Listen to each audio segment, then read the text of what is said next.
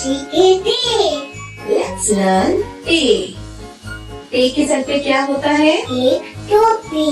एक टोपी. A से टमाटर.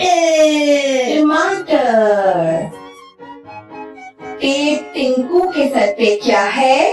टोपी. टोपी. A television. टेलीविजन. A टोकरी. टोकरी. A tractor. ओके, चलो A से लिखने से पहले हम सीखेंगे A की टोपी. ठीक है, नुक्ते से नीचे जाए, go down down down, make a turn, go back up on the same line, turn round and join again. Go down, make a turn, stop. You go back up and turn and stop and join. शाबाश. अब A की कश्ती बनेगी, जैसे हमने B की कश्ती बनाई, और कश्ती के ऊपर बनेगी A की टोपी.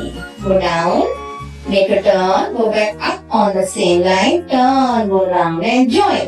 A की टोपी. Go down, make a sleeping line and go up.